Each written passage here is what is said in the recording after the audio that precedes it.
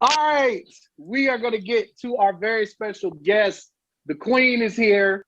She is the host of Just Listen to Yourself with Kira Davis on the FCB Radio Network.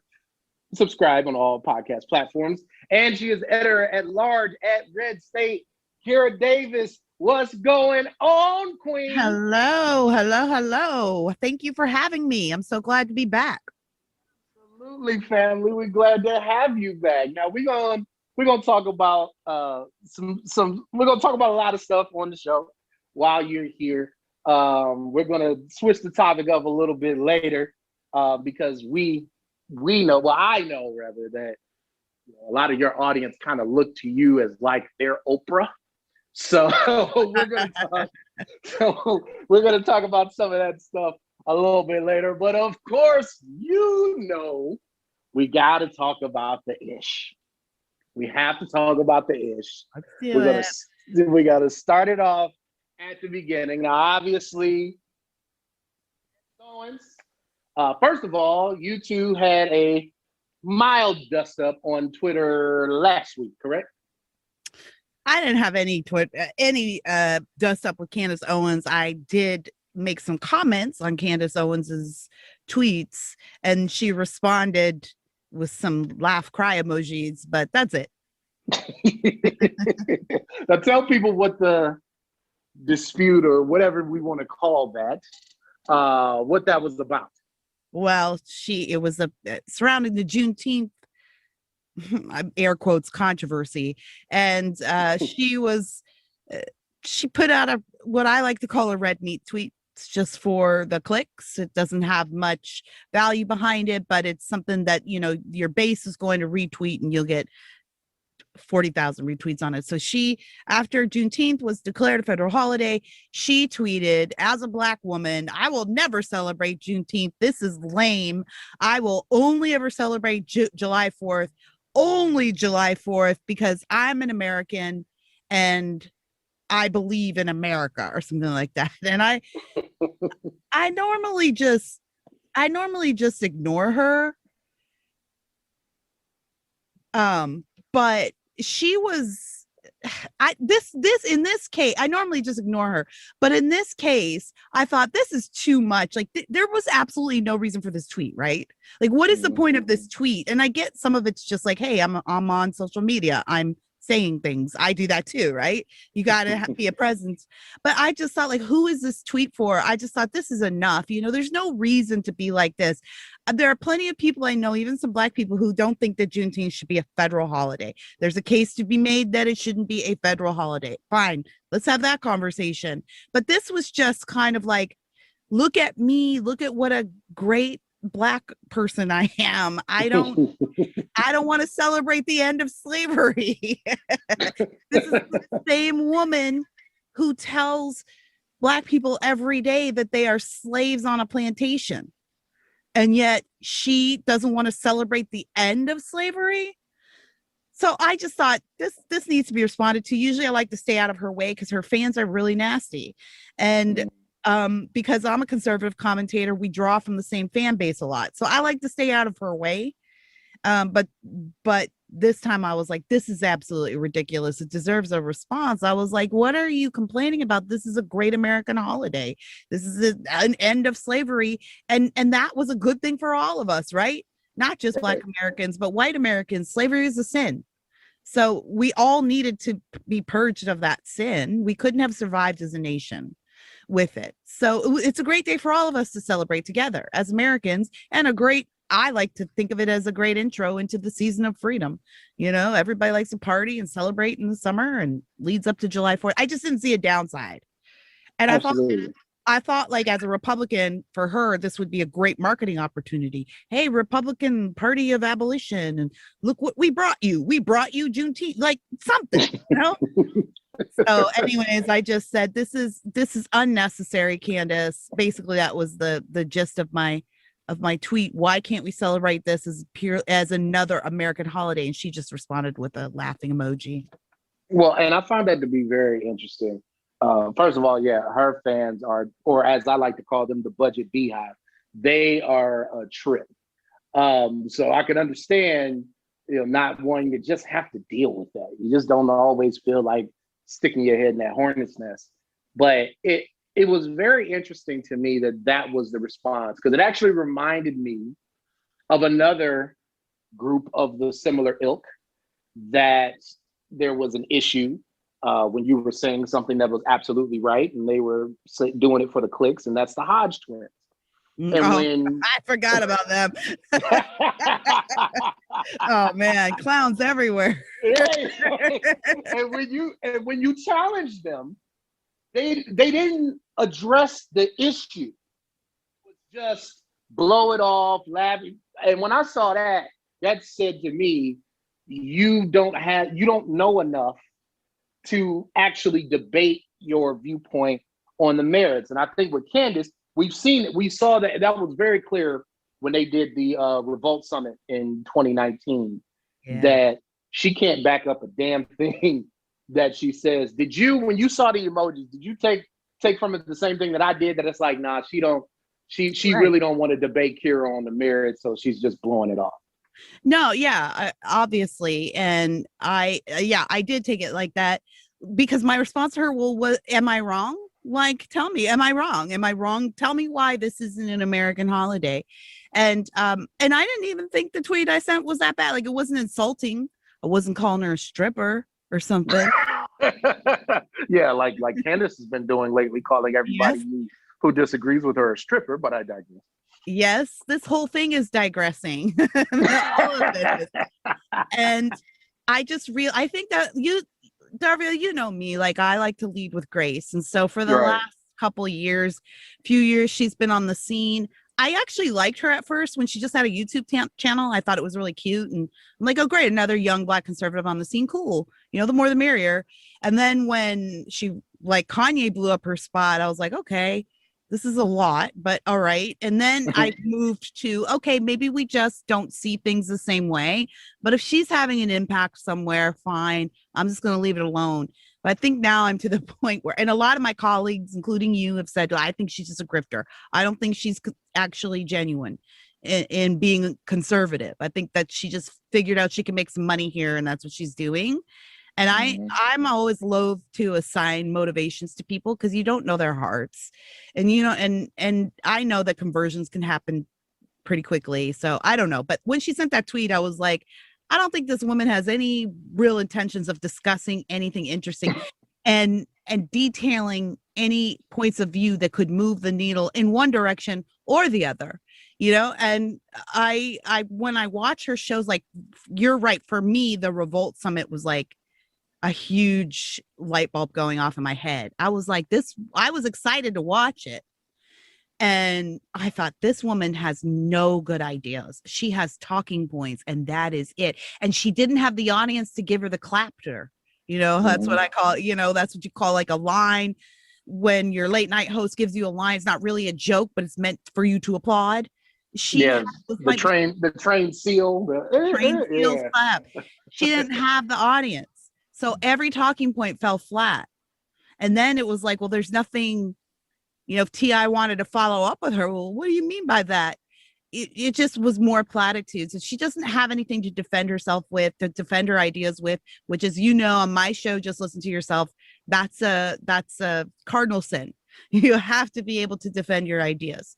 And if you can't defend your ideas, then maybe your ideas aren't good.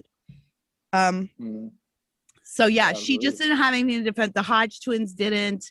And that's what I disrespect more than anything. I guess she has her place and people like her. And who am I to say who you should like and who you shouldn't like? But I'm not going to hold her up as a bastion for the conservative cause. She doesn't know what she's talking about. I'm absolutely convinced. And that was a dismissive response to me. But Kim Klacik, who has a higher profile than I do, she decided to go after. So I just think she thought she was punching down if she wanted to really address me.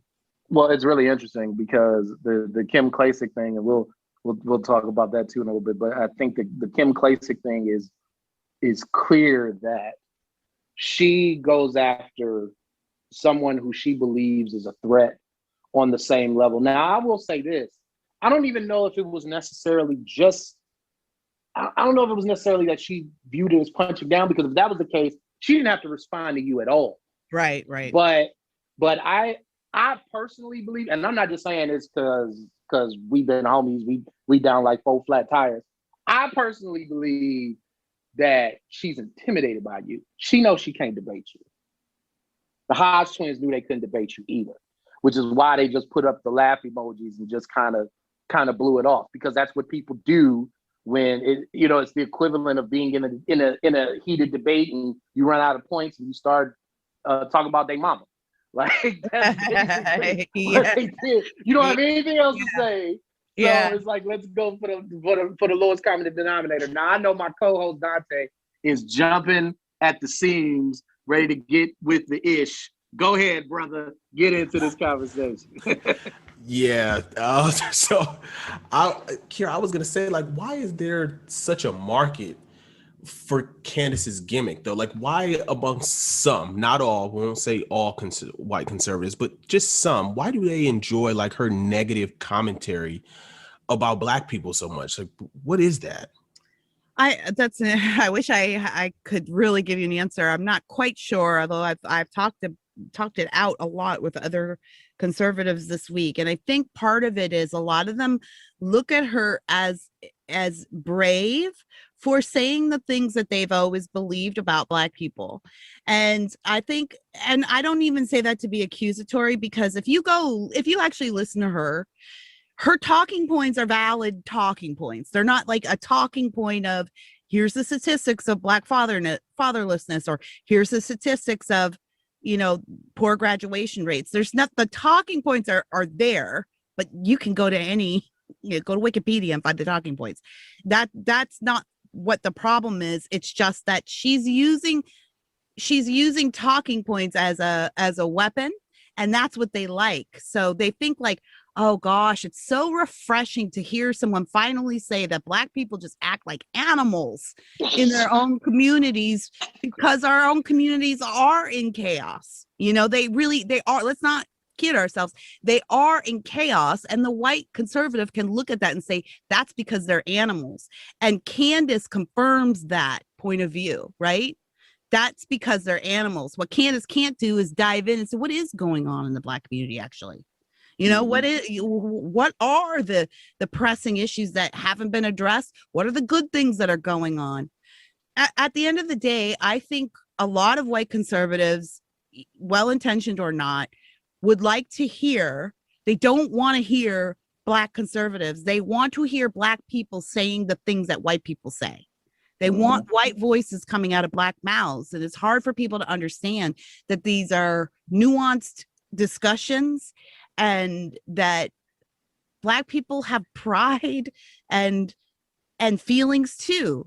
I mean, my goodness, try to tell a Catholic that there's something wrong with Catholic culture, and then watch the rage fly. Like, everybody's fine with it but when we start criticizing the Black community, that feels like a message. And a lot of white conservatives are also tired of being accused of racism when they're not guilty of it. So it makes them feel better to hear someone say, hey, it's not your fault, it's these people's fault. They're animals. They don't have it together in their own communities. They aren't intelligent, or they aren't or they're trained chimpanzees or whatever. It makes people feel better, because it's like, okay, yeah, I'm not a racist. Here's this other Black person saying what I think I'm saying. I think a lot of white conservatives are mixed up about what they believe about the Black community. I think that's why my show draws things out to their logical conclusion. I think people think that they know what's going on in the Black community, and when someone is there to actually explain it to them, it can make all the difference. Candace isn't there to explain anything. She's just there for clicks. Absolutely. We're talking with Kira Davis. Make sure that you subscribe to the show. Just listen to yourself with Kira Davis on all podcast platforms. And it's very interesting, because when you look at it, and I know you've seen this as well, in the political punditry, particularly Black political punditry, it seems like that we're surrounded by that you have people, because we see this on the left too, with some Black liberal commentators, where it's like they are there to say things that their target audience wants to hear, period. Because the The real answer is more nuanced than that, right? The real answer is more complicated than that. And for me, it's frustrating because it seems like we're always at these extremes, that the extremes are controlling the conversation when it comes to our community. And a large part of that are these far left Black commentators and these far right Black commentators who really get paid to say what their target audience, what their target demographic wants to hear. And I think that's a big problem for the community because you have well-meaning white people who don't know anything about us, right? Because we're 13% of the population. You can be a white person and go from cradle to grave and never have a meaningful interaction with Black people ever in your life because there's just more white people than there are Black people in the country. So to me, and you tell me what you think here, I think it's more than for me, it's more than an annoyance, but it's damaging because it makes it harder to get those people that target audience to understand the issues and the nuances so that we can all move together as Americans to fix the issues that many Americans are dealing with. Yeah, I think that a big problem is that there are a lot of people who think that the way to fix the Black community is just to get them to vote Republican.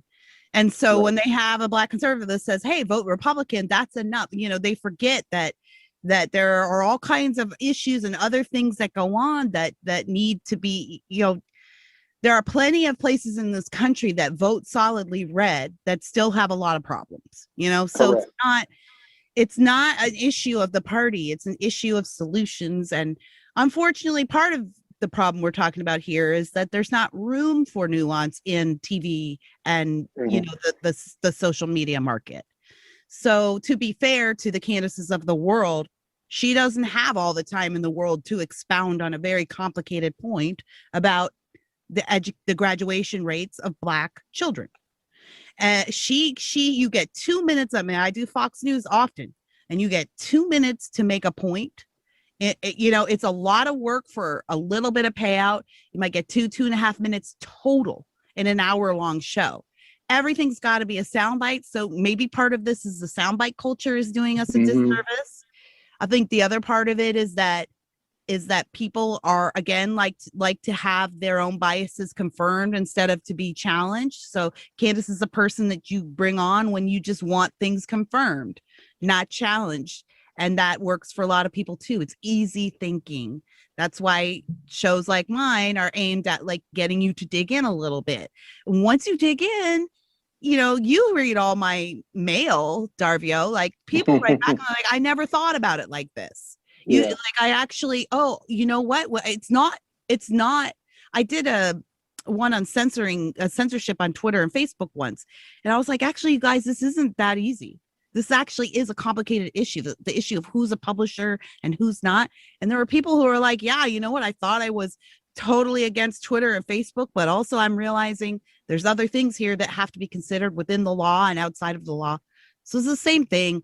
It is frustrating. It makes it harder for those of us who actually want to move the needle to do our jobs. But I was having a discussion about this last night. And I think one of the positive things that's coming out of all this is we are having these discussions, right? Where we weren't having them before. At least Candace is prompting these things. I think that people should be wary of taking her word as gospel on the Black community.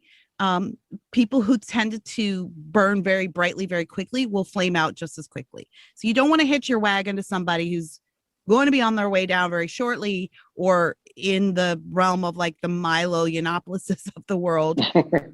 You don't want to hitch your wagon to that. And I think just conservatism has been too happy to make do with one or two spokespeople for Black people instead of saying, just like everybody else is an important voice, so are all these other voices. They just represent more of the diversity. But it's just tokenism is everywhere, and I don't know. I think I just think Candace is I think that she doesn't have any connection to the Black community. Right. That's what when I like to put it bluntly, when I hear her talk, I don't hear a woman who is connected to the Black community talking, because even some of the stuff she said, at least maybe if I didn't agree with it, I'd be hearing reasoning, or hearing experience behind it. That's why she looked like such an idiot at that revolt thing. There's nothing. She's on stage with a bunch of Black people. It's probably the closest she's been to other Black people, and besides Brandon Tatum, in quite a while. In a very long time, absolutely, and it's unfortunate, and I want to get your thoughts on this because I'm pretty sure you agree with this, and then Dante, you can jump in again, brother. But it's unfortunate because I truly believe, and I've said this many times on the air, publicly, privately, I truly believe that it is not in the best interest of Black people to have all of our political capital invested in one party. Right. I truly, truly believe that. Because when you do that, you create an incentive for one party to take advantage of you and for one party to ignore you. So us as African Americans, we are in a situation now where one party ignores our issues and the other one exploits them. So that makes, in the meantime, there's nobody solving anything. So when you have situations like this, that poisons the well. That's why it becomes so damaging, because it's real people's lives on the line here. And it's not in our current political situation is not in our best interest as Black people. No, absolutely not. And that is the thing. And the other thing is, think about folks like you who are Democrats, or like I used to be, I would call myself a default Democrat, right? Like as a Black woman and as a avowed socialist, I just kind of was a default Democrat. I always hit that D no matter what. Ooh, that sounded bad. Well, you're on the Outlaws, so that works. Oh man, nobody isolate that clip and play it for on the loop. On the loop. That won't be in the highlight clip. Oh my gosh. But anyways, I guess the point I'm trying to make is that think about how panicked you those of you out there in the listening audience who are Democrat voters and dedicated to that.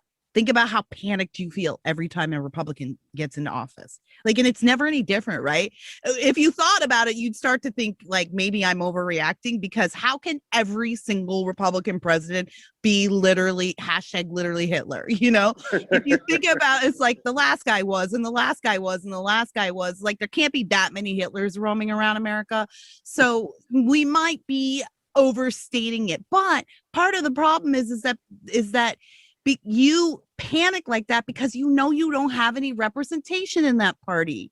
So the goal should not be to abandon that. The goal should be to, how do I influence this party? So at least I know I have friendly faces in there. Maybe I'm never going to be a Republican, maybe I'm never going to vote red, but at least I can know that this is a case of us disagreeing on policy matters to get us to the same end, rather than this is good versus evil. So Black people, on the one hand, we've kind of been driven from the right for some of the stuff that they've done. And on the other hand, there's a reason for it. Yep.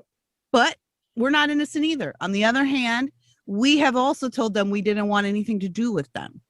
So a lot of times, there are a lot of Black people who say Republicans aren't around. Well, what do you do to Republicans who come to your neighborhoods? There's culpability on all sides here. Let's not pretend that there's not, but you could feel a lot better knowing that there are people over there representing you, representing the authentic Black voices, not the Candaces of the world. So I'm not suggesting you, my dear Democrat voter friend, become a Republican.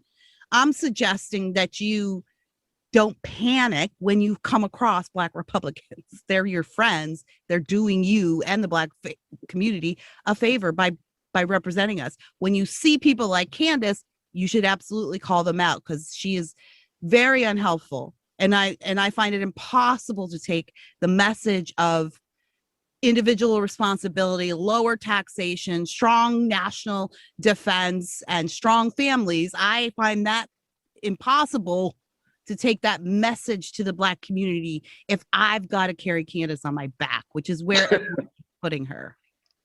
Right. Dante, go ahead, sir. Yeah, so Kier, that leads me to my next question is like, do you ever consider the side you align with? Not saying you would ever, be a leftist or anything, but like, do you ever reconsider like, why am I on this team if, voices like Candace get elevated or like, no, not at all? Never, because I'm not a Darby will know, he edits my show, so he knows I say this all the time. I'm not a conservative because of other conservatives. Fair. I'm a conservative because I believe these are the principles that will lead all of America, particularly Black America, to a place of prosperity and peace, or closer to it. We won't get to that really till Judgment Day, but don't let me take it to church right now. But I am, other conservatives and what they do, they may annoy, like, obviously I get annoyed and like, you're not helping me or ticked off, but as far as I wish I wasn't doing, no, I don't. It's the same way of like with Christians, right? I'm a Christian because of Jesus Christ. So other Christians doing terrible things, which they do all the time, doesn't mean that I'm going to abandon my faith in Christ. And so being a conservative isn't about the people that represent conservatism, although they do make things better or worse, depending on what time of the year it is. It's not that. I'm a conservative because I'm a Black person. That is what made me a conservative, you guys. Before I started serving my community, I was a dedicated Democrat, proud socialist. I started serving in my community in education in Gary, Indiana, and I saw all the policies that I always thought worked. I got to see them up close, and I was working with the policy makers, and I saw they didn't work. And I saw suffering, and I saw unnecessary suffering in my own community. And then I saw people, Black people, in positions of leadership in my own community, when I would go to them and I would say, hey, we have an opportunity for a solution here. And all they wanted was to have their palms greased. So there's people get into power. It's not about Black or white. People get into power and they start manipulating folks. And I just realized, like, we've been voting this whole way, this way blindly for 50, 60, 70 years. Where has it gotten us? I have not gone through one election cycle in my 46 years in which Black people have said things are better. And I've been through several Democrat administrations. So obviously things aren't changing for us. Maybe we need to think about changing things for ourselves. So no, I don't care what other conservatives, I care just because it's annoying or whatever, but the idea of me abandoning these principles, no, because these are the principles that I believe will be good for Black people.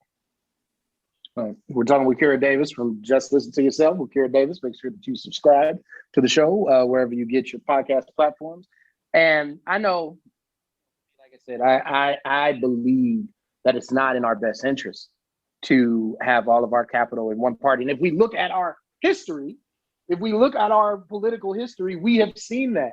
Because when we were voting 90% Republican, that wasn't in our best interest either. Right. Because they took advantage of us too. Right. Because that's what happens when you have a captive constituency.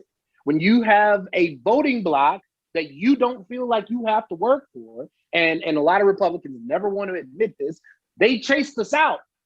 But now we're in a situation where we're basically, the reason why Black people left the Republican Party are now you're in the same situation with the Democratic Party. So maybe we should split this thing up a little bit. I think at least what's important for us, regardless of where your political loyalties might lie or your views on social issues, I think what is really important and what not many of us do is to dig into what your politicians believe before you vote. Right. Because I don't think a lot of Black folks do that either.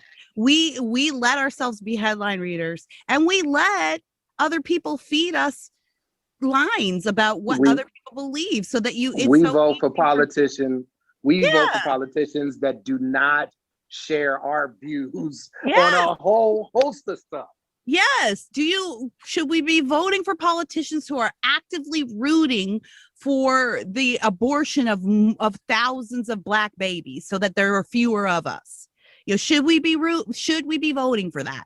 Now your answer might be yes, but you need to know what your politician is thinking. We focus so much on federal elections, but you guys, the most influential government in your lives is your local government, and you can't vote on your local government the way you vote on national elections. National elections, you can get partisan. You can be, okay, Republicans evil, Democrats good. So whatever a Republican president, Darville, I'm old enough to remember when George Bush was literally Hitler, and now he's just a cute little old man who paints pictures, and he's best friends with the Obama. You know, this stuff goes in cycles. We're all part of this manipulation. Like, you got to get the bigger picture. So don't worry so much about what's happening on the national level. That guy actually is the weakest guy in your life, believe it or not, the president. He has the least power in your life, believe it or not. Yeah. Our system is designed like that on purpose. On purpose. So get to know before you go and vote straight Democrat right down the line, or straight Republican even right down the line. Ask yourself, what have I wanted for my kid this year? Do I want my kid to go back to school in the fall? Then does this politician think that he should be allowed to go back, regardless of the letter behind their name? You know what I mean? It takes a little bit of thoughtfulness, and that's what we need to be encouraging in our communities. Is thoughtfulness about the actions that we take and the people that we vote for. And nowhere do we see this more acutely, and nowhere does it impact our lives more negatively than in the local judicial system. Absolutely. I think it drives me nuts when I've seen prosecutors and judges who have terrible records when it comes to their treatment of Black people.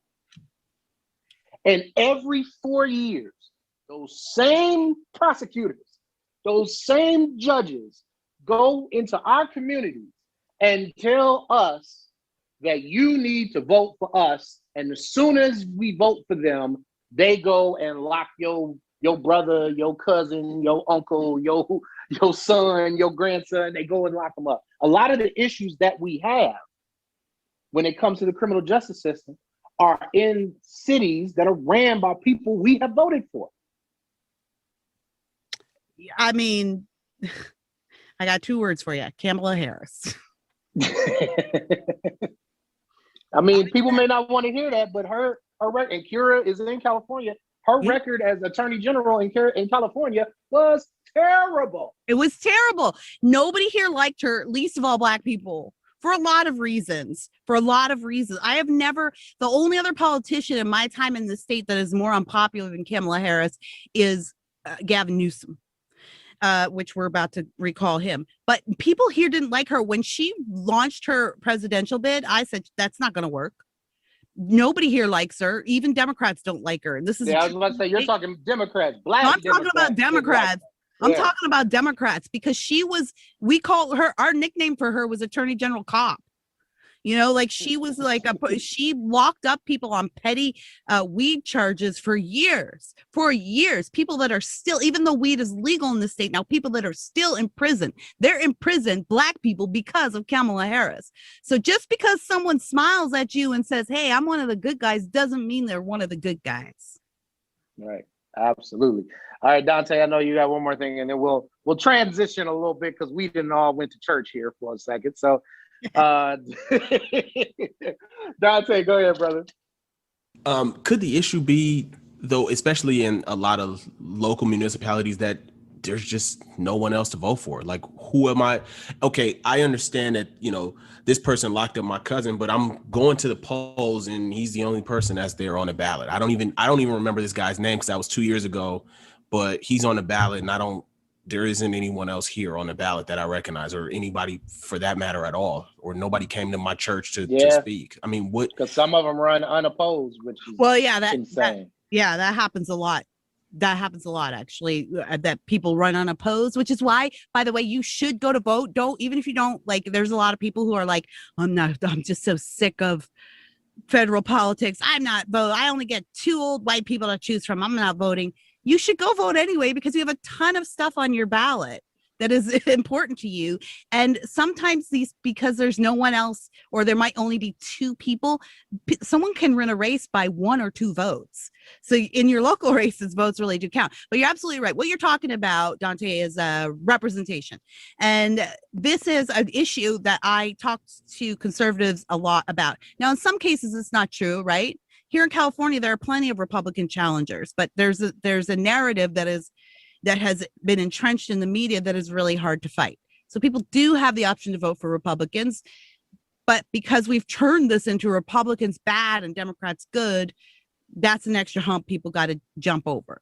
But I tell conservatives all the time, don't think that just because Trump came around and he had some positive numbers with black males in particular, he's gone now, for he was only ever going to have 8 years at most. So Trump does not a policy make, but don't think that because there's this is what it includes black outreach, that this is what black outreach is. Government goes to those who show up, and the Republicans aren't showing up in our communities, in our largely black communities, inner city communities. They're not showing up because they've abandoned the black community. And then a guy like Trump comes along and a bunch of people say, well, hey, look, this guy said he's got the platinum plan. I don't know why you're not voting for him now. This is one guy in one election. We've got the rest of our lives to live. I'll give you a good example before we turn this over. In the Tamir Rice case, his mom, as you well know, has been fighting for justice for her son on that case for 5-6 years now. And our Cleveland listeners are very familiar with. Yes, and she's been entangled with some shady figures, including Sean King. And she's been I'm not sure who's representing her now, but in the past, when this first all broke, it was Al Sharpton and Jesse Jackson does Rainbow Push, right? That's his. Mm-hmm. Yeah, so that's Rainbow Push, and then Al Sharpton came in. And they provided her with some lawyers. So I was just now, and I'm not talking anything about the case. I'm just talking about who the people were that came in to represent her. Mm-hmm. So I'm talking about this case on the radio, and I get a call from a conservative who says, I might believe that this is a case where there is something to the police brutality angle, except she went and hired some race hustlers. So that makes me suspicious. So I said, and believe me, I do see Jesse Jackson and Al Sharpton as race hustlers. I agree with that. But my point was, tell me the conservative organization that went in and offered Tamir Rice's mother help. Mm-hmm. Things go to people who show up. This is a poor woman. She doesn't have a lot of money. So the big name lawyers that showed up for her, she said yes to. Why wouldn't she? Instead of looking at her what was she supposed to do? Right. Just be like, no, I'll take no lawyers, in this case. Right. I think so we're not showing up, and then we're blaming people for making the wrong choices. Yeah, absolutely. And I just want to say before we transition, since you brought him up, my favorite nickname that I have seen from Sean King is Martin Luther Cream. Have you seen these? Have you seen these tweets? Have you seen? Oh yeah. My goodness! So don't get me started on Sean King. You know what? Let me just do a little. I told you so. Go ahead. Yes, black people. I told you this guy was a fake, and everybody dismissed me because I'm conservative. Oh, I'm a black Republican, and he's about justice. And I told y'all he was a fake. This guy is not black. Tried to tell y'all, and you didn't want to listen because it was conservative saying it. And I think now it's fairly common knowledge now, right? He's a horrible person. So Kira knows this, and Dante probably knows this now. He's known me long enough now too. The listeners, I'm not sure if you all realize how petty I really am. So I saved a list of the names that I saw floating around on Twitter. So what we're gonna do before we switch and then get Kira out of here, because I know you got to go do another show, but we're going to read this list real quick. The nicknames for Sean King, let's see, we got Talcum X. That's my favorite. Yeah. That is my that's the original. It's classic. That's my favorite, man. That's we my have we have Thurgood Marshall. We have Medgar Nevers. We have Snow J. Simpson. Oh. We have, like I said, my particular favorite, Martin Luther Cream. We have Kareem Abdul-Jabbar. We have Blankston Hughes. We have Chalka Khan. Oh, that's good. We have David Allen Clear. We have Light. We have Light Tyson. And another one that's on my top 5 list, Stephen Ivory Wayans. Guy, I can't even believe he's not in jail yet. There's got to be some like fraud charges pending on him by now. He's stolen a lot of money. And I feel so bad for Tamir Rice's mom. I mean, but you know what though? She's bold. She got that Cleveland in her, so she don't give a F, and she's been letting them have it. Yes, and well, good for her, because even it's the same everywhere. I guess we've been bagging on how hard it is to be a Black conservative who doesn't toe the Candace Owens line and how people come after you, but I think that's, we look at it, it's human nature, right? Like it's brave for her to come out because there's a lot of people who put their investment in the Sean Kings of the world. Right. So and they're going to attack her as maybe being greedy or maybe being selfish or maybe being too stupid to know what the more intelligent people are doing for her. You know, she's opening herself up to attack by being honest about that, because there's a lot of people who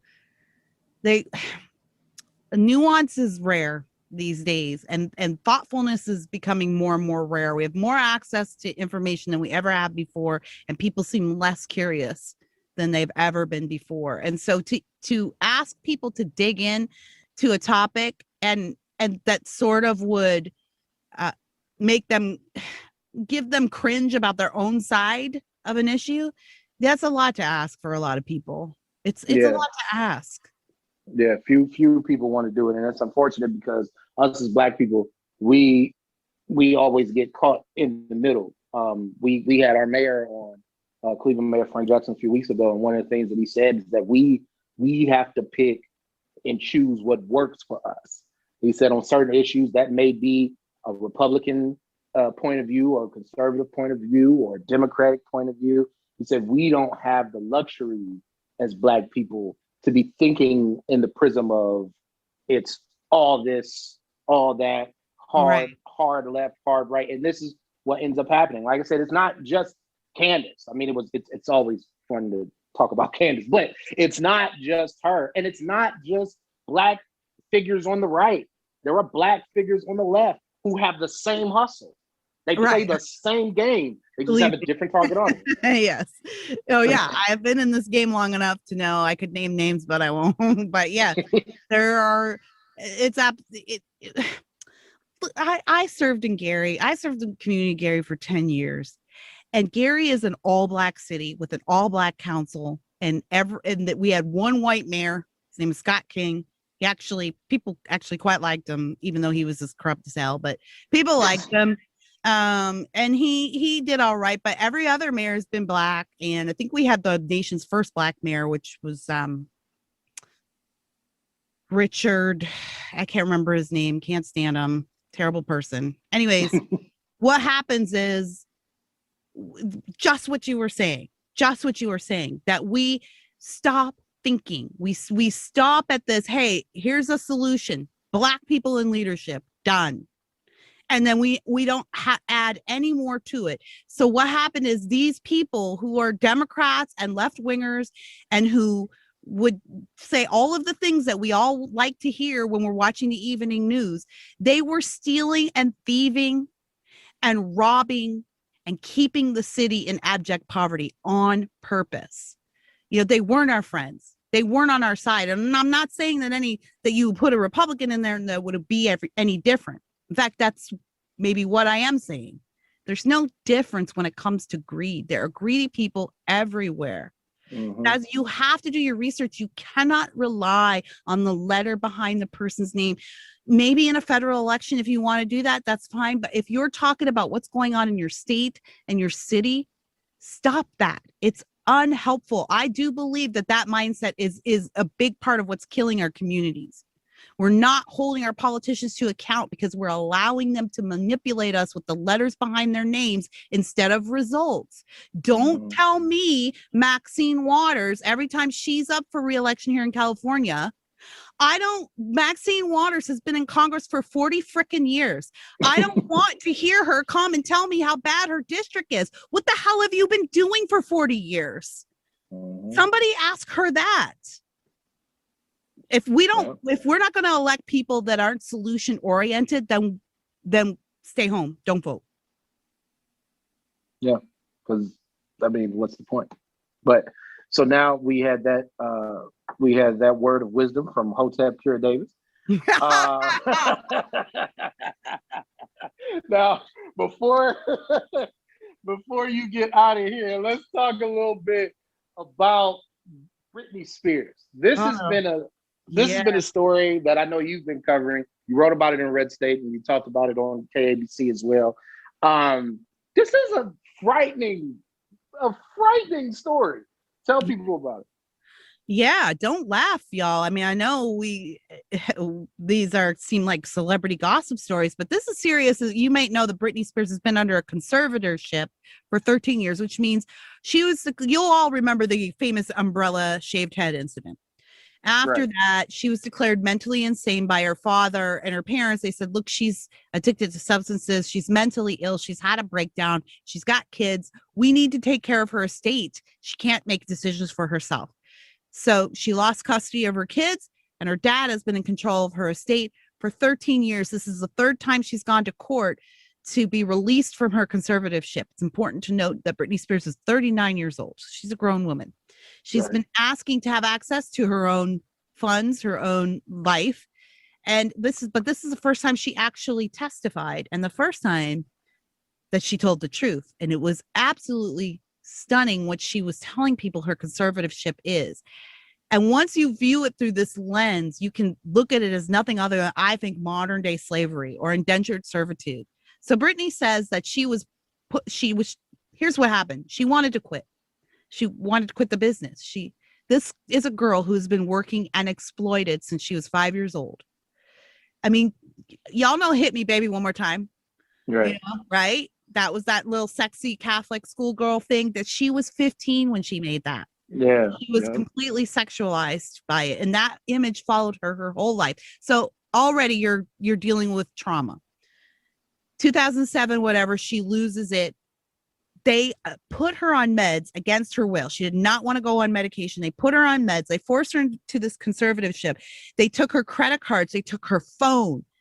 She no longer was allowed to have friends. Her dad approved every friend, which was none. Every friend she had came through her dad. Her boyfriends had to go through her dad. Her dad picked her boyfriends. She wasn't allowed to say where she wanted to live. At one point, they stuck her in this Vegas residency, which she did quite well at. It went well, but after 4 years, she said, I don't want to renew. I'm exhausted. I don't want to work anymore, which is something this woman's been trying to say for 15 years.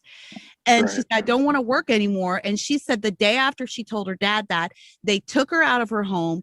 A therapist prescribed lithium for her. And she said, after that, I wasn't in my right mind. I felt drunk all the time. I couldn't even stand up for myself to my parents. And my father was all on board for this. She said, I have to go to my father for everything.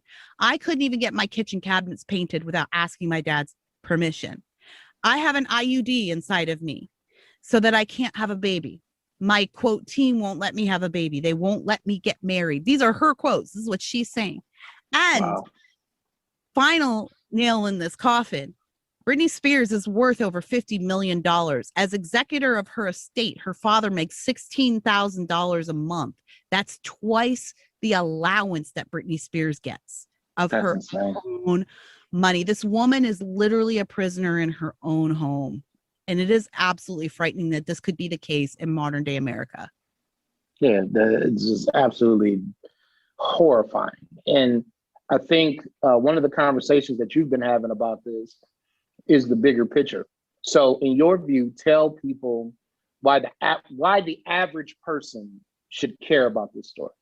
Well, I know it's really easy to dismiss it because this is some rich white girl, whatever. It's like there's a lot of people who will be like, well, she's rich. I'd rather be imprisoned in a mansion than in jail. But you know what? Prison is prison. And, right. And prison isn't defined by the amount of feet you have to move. And if you are on the side of, like, if you're a person that in response to Black Lives Matter has said all lives matter, then you need to apply that equally. And Britney Spears is a human being too, and her life matters too. And we're talking about, don't let the opulence of this situation fool you, right? She is under duress. She is being forced to do things she doesn't want to do. She's being forced to basically sell her body because that's what her business is, right? Her sexuality, all of that part of entertainment for the benefit of others. That's human trafficking. She has no choice. Okay, she gets to live in a nice big mansion alone with a boyfriend who may or may not have been handpicked by her father. She doesn't get to see her kids. She doesn't have friends. She doesn't get to go out. She's not, there's no, that is not wealth. That is not thriving. If you think that Black Lives Matter, all lives matter, however many lives you want to tell matter, her life has to matter too. And this is a bigger issue. This is the issue of what autonomy does a woman have? And should I be able to make decisions for myself, even if they're going to be bad decisions? Because I've heard a lot of people defend Britney's dad saying, well, she was obviously crazy, which given her testimony, I'm leaning towards she's actually been made crazy. You know what I mean? Like, it wasn't like they swooped in to rescue her. They were the ones that made her crazy. So a lot of people are saying, well, they're just keeping her from harming herself or spending all her money, or, you know what?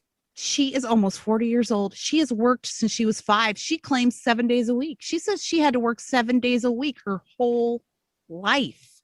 Wow. Yeah, her whole life since 5 years old. So she has the right to make the decisions with her body and her. If you're pro-choice, same thing. If conservatives, if you're an all lives matter person, then you better damn well believe that Britney's life matters. And liberals, if you're a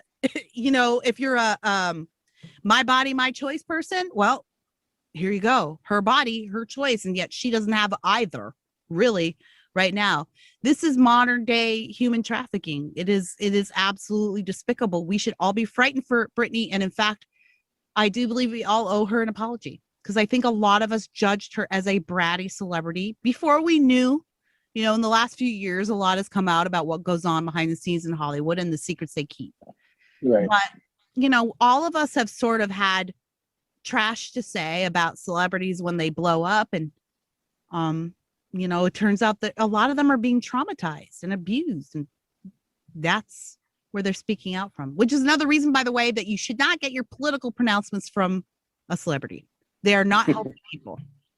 Let them know how to follow you and how to get the show one more time. You can find Just Listen to Yourself with Kira Davis wherever you find your podcast. Of course, if you listen on iTunes, I'd really appreciate a review. You can follow me on Twitter at Real Kira Davis. I have a subscription community that you can join if you'd like to talk to me personally, and we hash out questions and try to refine our arguments there. That's davisnation.locals.com. But most importantly, you guys, the first live recording of JLTY is coming to Cleveland next month. And that I'm really excited about. So I'm going to be there on July 24th. We're going to be at the Go Mode Cafe on St. Clair Avenue. Darvio is going to be there. We're going to have some special guests. We're going to chat, and then I'll do a live meet and greet. And it's going to be a great opportunity for us to see each other face to face and engage in some critical thinking together. I'm so excited for that. You can get tickets by going to eventbrite.com, and search Just Listen to Yourself. Get your tickets. It's a small venue, so get your tickets now while we still have them. Absolutely. Thank you so much to the Queen for coming on the show. It's always a pleasure. We I hope I ran don't out get of canceled. We ran out of time. We have more stuff that we need to talk about. So we definitely gonna bring you back on, but you're gonna be in the city in a little bit too. So we'll definitely do something when you get here. Yeah, for sure.